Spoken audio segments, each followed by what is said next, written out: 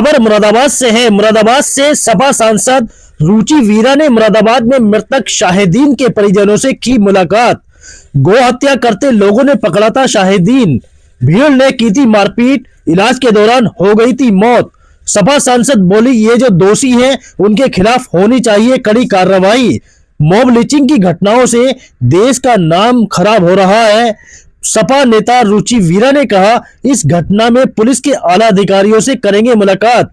भाजपा नेता रमेश बिधूड़ी के बयान पर सपा सांसद के द्वारा कहा गया, आपको अच्छी सड़क बनानी है तो बनवाएं, लेकिन किसी भी महिला के बारे में इस तरह की टिप्पणी करना गलत है। महाकुंभ को लेकर मौलाना शहाबुद्दीन रिजवी के द्वारा दिए गए बयान पर कहा गया, यह लोग देश को भ्रमित करना चाहते हैं, जानबूझकर इस तरीके की बात की जा रही है, कोई भी विकास की बात ना कर सके।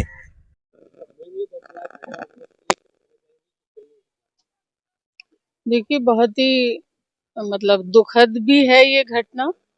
किसी एक युवा को इस तरह से लोगों ने पीट पीट के मार दिया, तो ये दुखद तो है ही है, लेकिन ये एक तरह से शर्मसार भी है कि एक इंसानियत बिल्कुल खत्म हो गई कि एक मजदूर को इस तरीके से साजिशन मालूम नहीं उनको वहां बुलाया था या खुद गए थे, ये सब अब जांच का विषय है, लेकिन जो भी हुआ है बहुत ही दुखद है।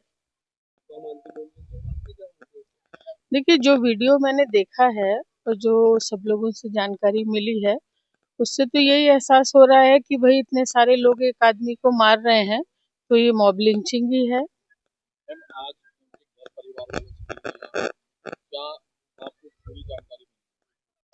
देखिए, यही पता लगा है कि किसी ने उन्हें बुलाया रात को 1 बजे, वो मजदूर आदमी थे, वो बुलाने पे चले गए मजदूरी के लिए।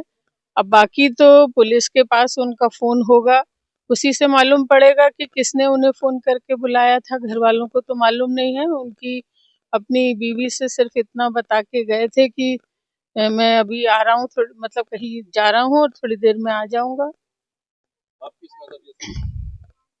देखिए, बिल्कुल नजरिया तो आप समझ ही रहे हैं कि घर से बुलाया है, क्योंकि कोई आदमी अगर ऐसा कुछ करना था तो अपने एरिया में करता, वो वहां दूसरी इतनी दूर घर से इतनी दूर जाके।